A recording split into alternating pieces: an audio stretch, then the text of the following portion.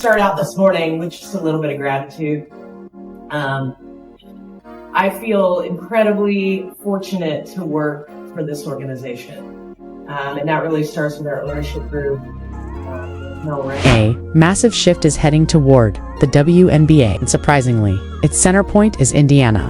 While fans watch Caitlin Clark drain logo range threes and set new milestones almost every night, an ambitious long-term blueprint is being crafted quietly behind the scenes. This plan isn't focused on the next matchup or even the next year. It's aimed directly at 2026, a moment that could either launch a new dynasty or create the most chaotic restructuring the league has ever faced. The year 2026 is shaping up to be the most transformative season in WNBA history. A huge new media rights agreement is approaching, one expected to boost the league's current $50 million yearly payout to potentially $200 million per year. This surge of money will rewire the entire financial landscape of women's basketball. At the same time, the collective bargaining agreement, the contract that controls salaries, free agency, and overall league structure is also scheduled for renegotiation.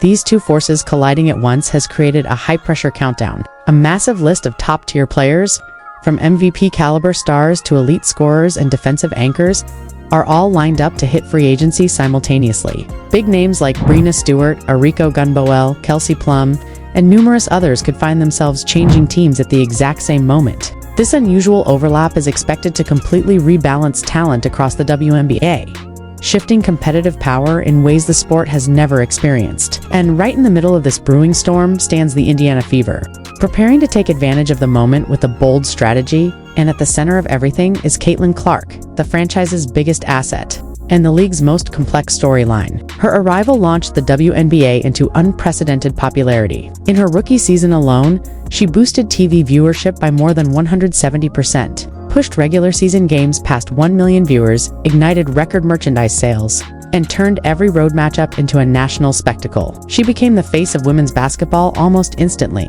But here lies the problem that keeps Indiana's leadership awake. Clark is tied to a 4-year rookie deal through 2027, earning about $76,000 in year one, a tiny salary compared to the massive revenue she's generating. This single detail will shape nearly every major decision the WNBA faces once 2026 arrives. A single athlete reshaping the financial direction of an entire league shouldn't be earning less than a mid-level corporate employee. Yet that's the reality facing the WNBA's biggest star. Caitlin Clark, who generates massive revenue and unprecedented attention, is unquestionably the most valuable yet underpaid figure in professional sports. The Fever's leadership knows they can't allow this imbalance to linger. Their long-term strategy to keep her anchored in Indiana doesn't start with blockbuster trades or dramatic coaching shifts. It begins with one critical question. How do you keep a generational superstar satisfied when league rules prevent you from paying her what she truly deserves? How do you ensure she never feels taken advantage of? And, most importantly, how do you stop her from exploring major market destinations like Los Angeles, Chicago, or New York? Once her contract expires in 2027, the first strategic piece in this complex puzzle is Sophie Cunningham.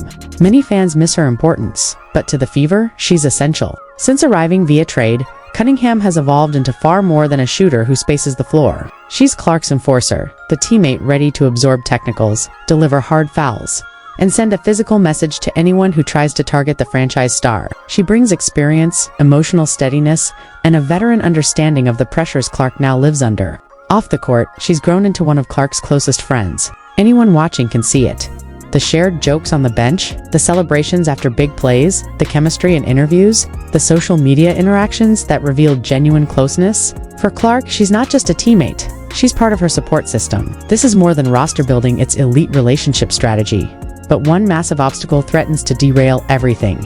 Cunningham becomes a free agent after the 2025 season, making her decision the first major domino in Indiana's 2026 plan. With the new CBA poised to deliver bigger salaries and teams in glamorous markets preparing aggressive offers, her future in Indiana is far from secure. She understands her value, and she has subtly hinted through interviews that she expects a contract worthy of her veteran status. The Fever can't underpay Herb. They also must preserve cap flexibility for the seismic moves planned for 2026.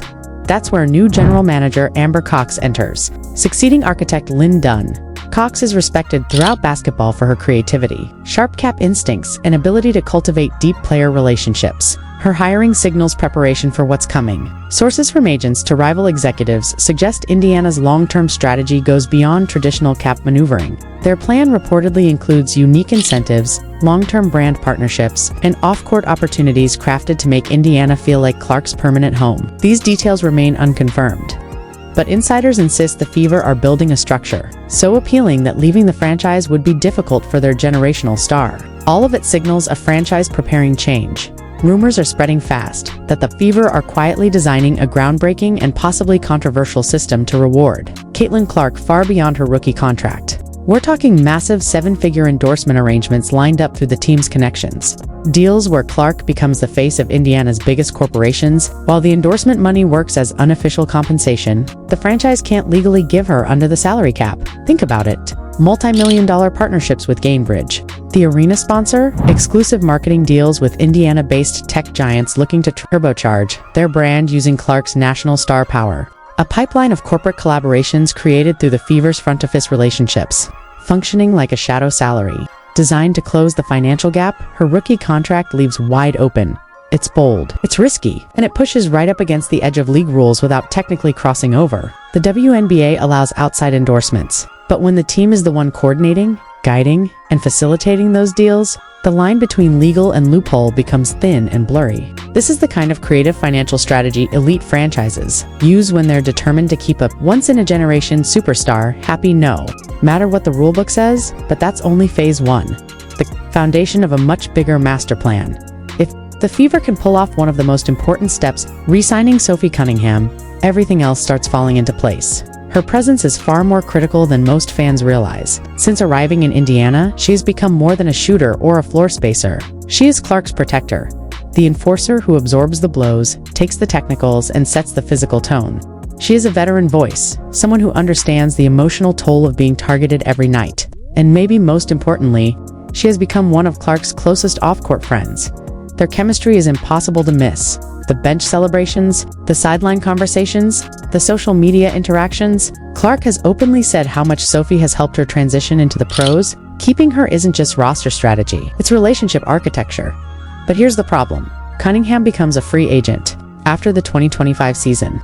With the upcoming CBA overhaul creating bigger paychecks and major market teams ready to spend aggressively, her return to Indiana is far from guaranteed. She knows her value, and she expects to be compensated, like a veteran who does far more than shoot threes. The Fever can't lowball her, but they also can't overspend and sabotage their long-term flexibility. This is where new general manager Amber Cox steps into the spotlight. Known as one of the smartest operators in women's basketball, Cox specializes in creative cap maneuvering, relationship building, and forward-thinking roster construction. Her arrival signals a shift, not just continuity from the Lynn Dunn era, but preparation for the 2026 earthquake looming over the league. League insiders, agents, and rival executives all say the same thing. Indiana's plan for 2026 goes far beyond traditional cap management. Whispers suggest the Fever are plotting to position themselves as the top destination when the 2026 free agency explosion hits, a historic moment when nearly every major star in the league could hit the open market at the same time. With the new media rights deal pouring unprecedented money into the league and the CBA rewriting salary structures, 2026 will be a feeding frenzy, and Indiana wants to be the team every superstar looks at.